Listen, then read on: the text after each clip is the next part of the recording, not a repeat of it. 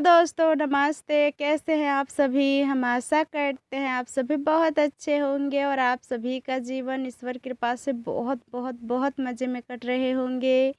और जितने भी मेरे छोटे प्यारे भाई बहन हैं उसके लिए मेरे तरफ से पहले ढेर सारा प्यार और मेरे माता पिता के लिए चरण स्पर्श। तो आप सभी के लिए हम फिर से एक नए ब्लॉग लेकर के आए हैं, तो आप सभी का फिर से स्वागत है हमारे न्यू ब्लॉग में। तो आज का ब्लॉग का शुरुआत करते हैं एक प्यारी सी सुबह के साथ। और अभी सुबह-सुबह बहुत ही प्यारी सी धूप निकलने वाले हैं, लग नहीं रहे हैं कि फिर से बारिश आएँगे। और सबसे पहले उठे तो हमारे साथ दोनों बच्चे भी उठ गए हैं। तो अभी-अभी हम पहले खेत की ओर ही आए, क्योंकि कल तो बहुत कस के बारिश आए थे, इतना कि लग रहे थे कि खेती पथारी सभी डूब जाएँगे नीचे। पर पूरा पानी चले गए, सूख गए, उतने पानी लगे नहीं। और खेतों में काफ़ी ज़्यादा हाल हो गए हैं, यानी बहुत अच्छे से मिट्टी घुल-मिल गए हैं। तो मम्मी कह रहे थे कि सबसे पहले सभी काम छोड़ कर के और पहले सुबह-सुबह ही खेतों में साग बुन देने के लिए, वो इसलिए क्योंकि अभी काफ़ी ज़्यादा खेतों में पानी लगने के कारण से गीली मिट्टी है। तो इसमें क्या होंगे कि साग का बीज जब हम डालेंगे तो वो अच्छे से पकड़ लेंगे। और अभी इतने क्या होता है कि इतने जल्दी उग भी जाएंगे और फिर पानी-वानी पटाने का भी झंझट नहीं रहेंगे। बस बारिश 2-3 दिन ना आए तो बहुत अच्छे से फसल यानी साग बहुत अच्छे से उगेंगे, और पानी आए तो दब जाएंगे। और तो सभी ने हमने छिटाई कर दी यानी बुनाई कर दी साग को, और आप सभी को भी दिखाए कैसे बुआई की। और हाल थे इसलिए बस सुबह-सुबह ही बुआई कर दी। और फिर उसके बाद तुरंत ही थोड़े देर हुए तो देख सकते हो फिर से बारिश टिपिर-टिपिर कर रहे हैं, जैसे फिर से आएँगे। और हमारा घर आंगन का हाल कुछ देख सकते हो। तो हम सब के यहाँ पर हमेशा ऐसा ही होते हैं, जब भी बारिश आते हैं तो बहुत ही परेशानी लेकर के आते हैं। वो इसलिए क्योंकि हम सब के गाँव में कच्चे मिट्टी का घर रहते हैं सभी का। जिसके पास पैसा है, तरक्की कर रहे हैं, वो उसका तो बड़ी अच्छी-सी मकाम है ईंट की। और जो नहीं है तो हम गरीब लोगों का पास नहीं है। तो ऐसी बात नहीं है, मेहनत सभी करते हैं। पर कभी-काल ये होते हैं कि किसी के ईश्वर साथ देते हैं, किसी का नहीं देते हैं, बस कुछ ऐसा ही है। तो हम सभी के गाँव में जिसका भी मिट्टी का घर है वो क्या-क्या तकलीफ़ झेलते हैं बारिश के मौसम में, आप सभी को दिखाते हैं। सबसे पहले उसका घर से छत टपकना तो अनिवार्य है, उसका छत टपकेंगे ही। और दूसरा जो बरामदा रहता है वो पूरा गीली रहती है, बच्चों का खेलने का भी जगह नहीं रहेंगे, इतना ज़्यादा गीले रहते हैं। और फिर टाइम से आप खाना भी नहीं बना पाओगे अगर बारिश ख़त्म नहीं होंगे, बारिश बरसते रहेंगे। और हमारा भी हाल कुछ ऐसा ही है।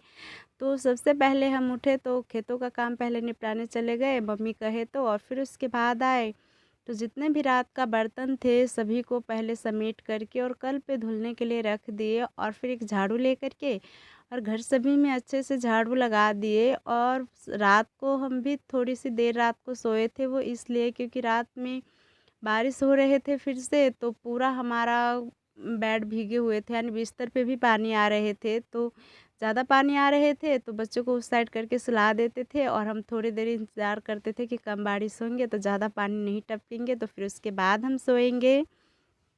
बस इसीलिए थोड़ी देर रात तक सोए जब बारिश कम हुए। और अभी इधर हमने बर्तन को तो रख लिया, और घर सभी में जहाँ-जहाँ सूखे थे वहाँ-वहाँ अच्छे से झाड़ू लगा ली।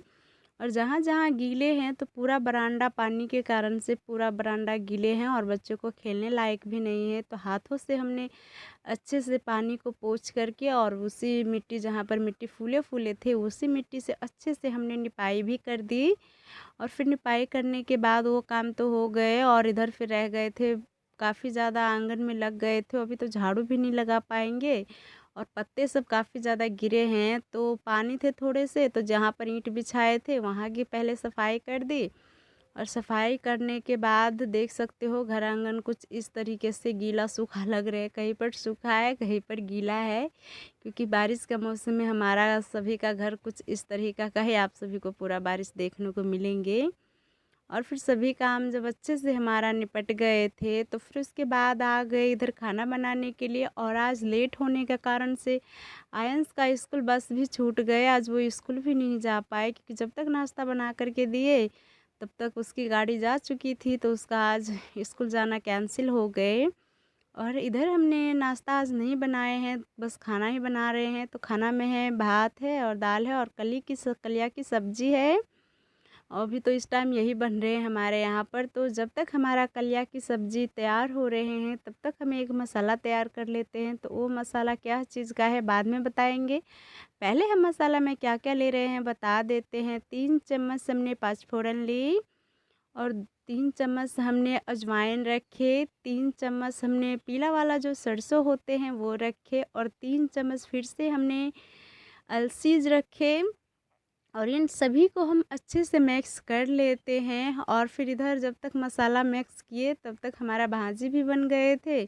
तो फिर कढ़ाई को हमने नीचे उतार दिए और फिर तवा को हमने ऊपर रख दिए और तवा को हम पहले अच्छे से साफ़ कर लेते हैं, क्योंकि यहाँ पर धूल मिट्टी तो बर्तन सब साफ़ से ही धुल के रखते हैं, पर घर आंगन कच्चे मिट्टी का है तो धूल मिट्टी तो आती जाती रहती है, उसी का घर आंगन है, यानी पड़ी जाते हैं कितने अच्छे से भी रखते हैं। तो और फिर तवा हमारा गर्म हो गए थे तो जो मसाला हमने रखे थे वो मसाला को हम सभी को अच्छे से भून लेते हैं।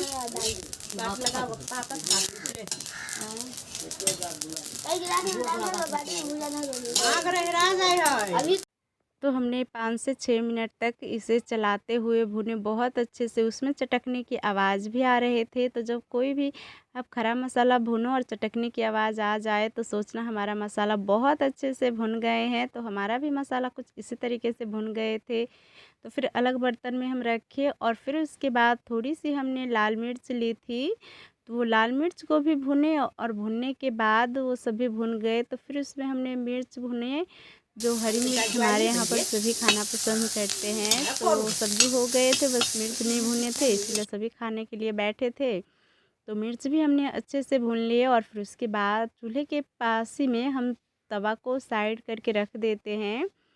और भात और आज सभी ये खाना बने हैं तो चूल्हे के पास ही रखे हैं और यहीं से सभी को खाना दे देते हैं, क्योंकि आज नाश्ता नहीं बना है तो सभी को बहुत ज़्यादा भूख लग गई है। तो पहले थाली हम लगा देते हैं आप सभी के लिए। तो आ जाइए आप सभी गर्मा गर्म खाना खा लीजिए। और हम कैसे गांव में थाली लगाते हैं आप सभी को पता ही होंगे, क्योंकि पहले एक साइड में भात रखते हैं, फिर एक साइड में दाल रखते हैं और फिर भात के ऊपर भाजी और जो सलाद वगैरह हो गए वो चटनी वगैरह वो रख देते हैं। कुछ ऐसा ही थाली हम सब के यहाँ पर लगते हैं। तो जल्दी से गर्मा गर्म खाना खाने आ जाइए। और आप सभी नहीं आए तो मम्मी पापा को बहुत जोरों की भूख लगी थी, तो देख सकते हो पापा भी खा रहे हैं और मम्मी भी खा रहे हैं और सभी अपने अपने कामों में चले जाएंगे। तो पापा का रोज़ का काम होते हैं वही करने जाएंगे और मम्मी का रोज़ का काम होता है खेती बाड़ी देखना, तो मम्मी भी यही करने जाएंगे। तो वो सब जा रहे हैं अपने अपने कामों में। और इधर हम भी जो मसाला को गर्म किए थे तो सभी को हम भी धूप में ला करके अच्छे से रख देते हैं ताकि धूप लग जाए उसमें। और फिर उसके बाद वो मसाला जब तक सूख रहे हैं, और आज धूप भी उतने अच्छे नहीं है, सुबह तो बहुत अच्छे धूप निकले थे पर अभी धूप नहीं है। तो हमारा जो भी काम थे खाना हमने भी सभी ने खा लिया, तो हमने भी खा लिया, दोनों बच्चों को भी खिला दिए। और फिर उसके बाद बर्तन थे तो बर्तन वगैरह धुल के रख लिए, क्योंकि खाना खाते हैं तो हम तुरंत ही बर्तन धुल के रख लेते हैं। इधर उधर बर्तन बिखरे रहते हैं हमें तो बिल्कुल भी अच्छे नहीं लगते हैं। तो सभी काम निपटाने के बाद फाइनली थोड़ी सी धूप दिख रहे हैं। तो जो उस दिन आंधी तूफान आए थे तो कितना ज़्यादा हमारे पैरों पे से आम गिरे थे। तो वो आम काफ़ी दिनों से रखे हुए थे, क्योंकि सोच रहे थे इसका कुछ बनाएंगे, उससे पहले बारिश ही आ जाते थे, मौसम ही ख़राब हो जाते थे, तो इस कारण से हम कुछ भी उसका नहीं बना पाते थे। और आज वैसे भी मौसम भी सही है, बारिश नहीं है और ज़्यादा धूप नहीं है, पर बारिश आने का मौसम नहीं लग रहे हैं, तो इसलिए आज इसका कुछ बना लेते हैं। क्योंकि पेड़ के ऊपर से आम गिरते हैं तो ये आम ज़्यादा दिन नहीं रहते हैं, बीच में ऊपर से बहुत अच्छे रहते हैं पर चोट लगने के कारण से सभी आम अंदर से सड़े हुए रहते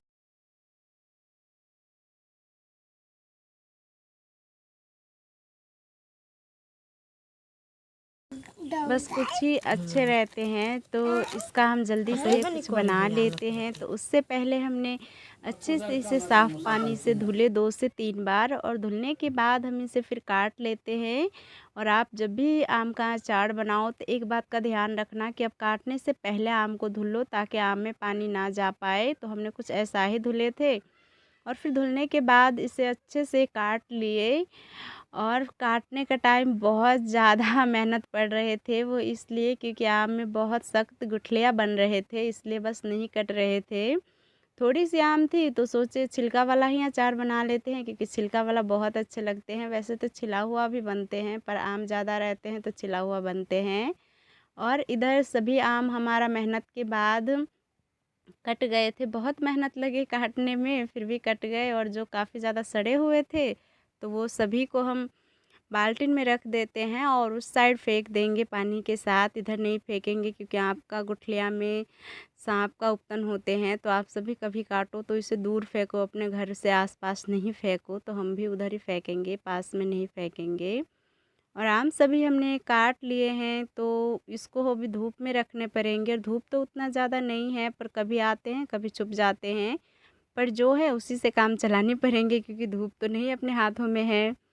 तो फिर उसको बाद हमने एक चटाई बिछाए, और चटाई के ऊपर एक साफ़ कपड़े बिछाए, और एक एक करके सभी को जिस भाग से हमने काटे हैं, जो सफ़ेद परख है, उस साइड से हम धूप लगाएंगे। तो उसी तरीके से हम सभी को अच्छे से फैला करके रख देते हैं।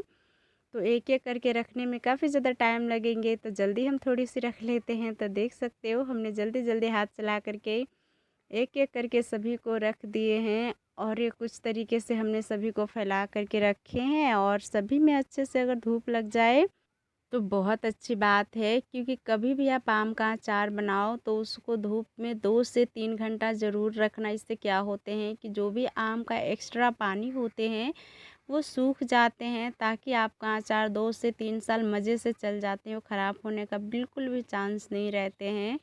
और हम भी इसे 3 घंटा तक धूप में लगाएंगे, क्योंकि धूप उतने तगड़े नहीं है, बहुत धीमी धूप है। तो 3 घंटा तक लगाएंगे, जब तक इसका ऊपर ऊपर का जो भी पानी है अच्छे से बस सूख ना जाए तब तक। तो जब तक हमारा आम में धूप लग रहे हैं तब तक हम इसका मसाला तैयार कर लेते हैं। और मसाला में हमने क्या क्या लिए हैं आप सभी को तो बताए ही हैं हम।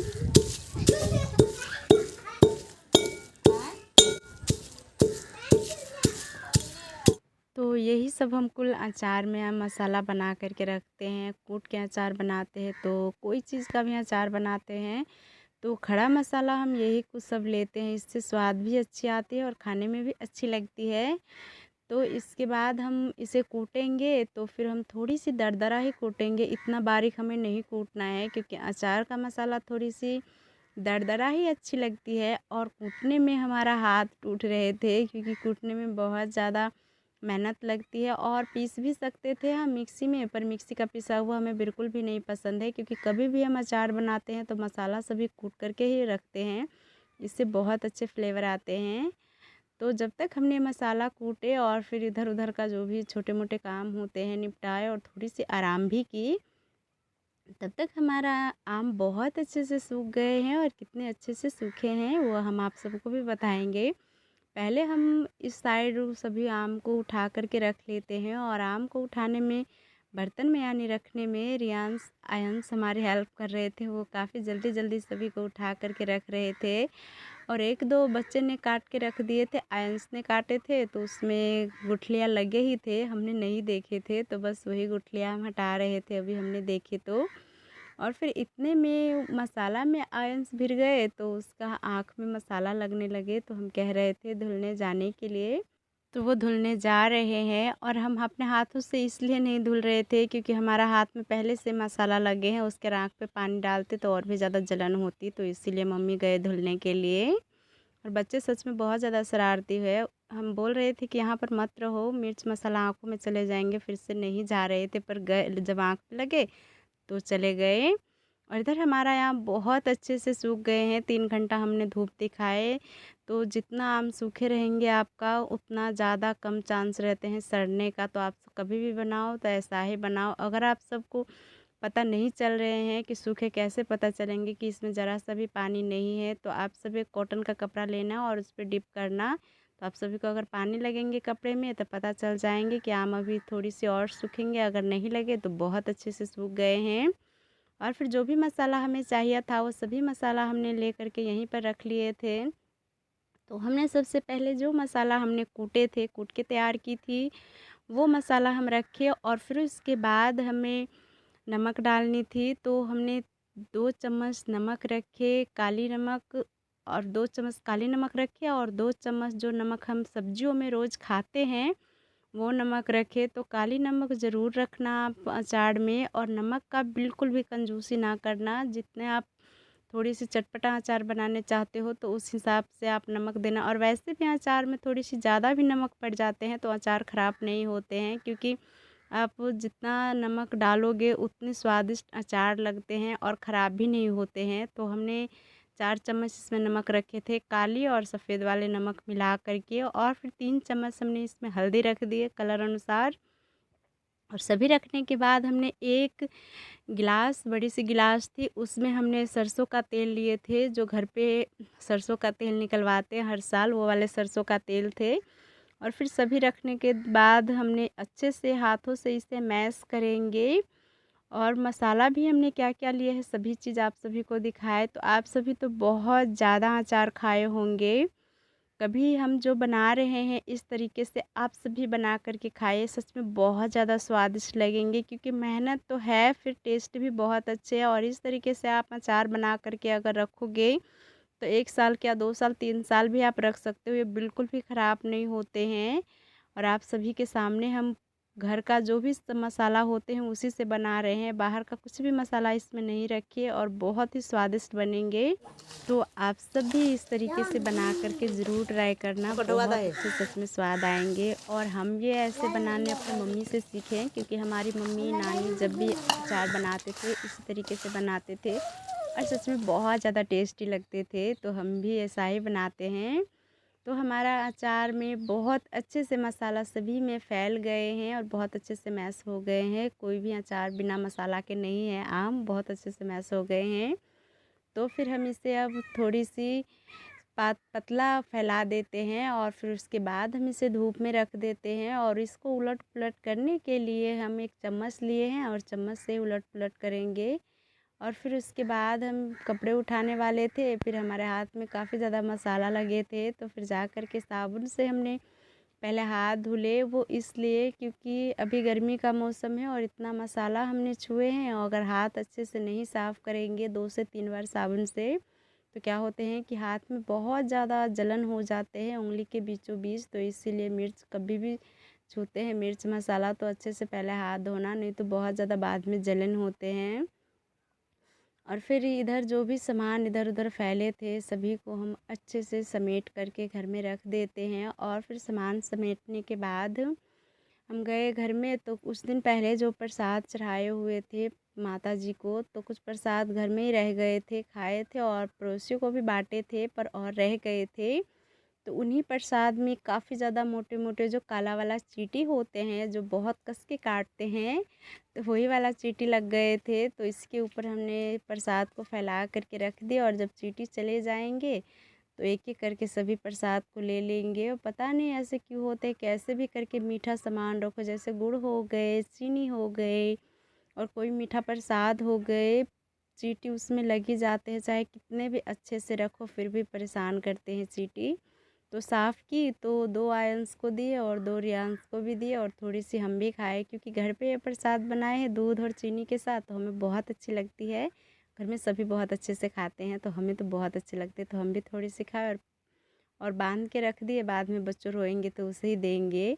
और फिर उसके बाद जो पटिया बिछाए थे वो समेट करके रख देते हैं। और घर में भी बहुत ज़्यादा कचरे फैल गए हैं, पत्ते वगैरह सभी लग गए हैं, तो इन सभी को हम साफ़ कर लेते हैं, यानी झाड़ू लगा लेते हैं। और वैसे भी शाम होने वाले हैं, तो आज का ब्लॉग बस यहीं तक रखते हैं। अगर वीडियो आप सभी को अच्छे लगते हैं तो प्लीज़ लाइक कमेंट शेयर कीजिए। मिलते हैं बहुत जल्द एक प्यारे वीडियो के साथ, तब तक आप सभी के लिए प्यार भरा नमस्ते।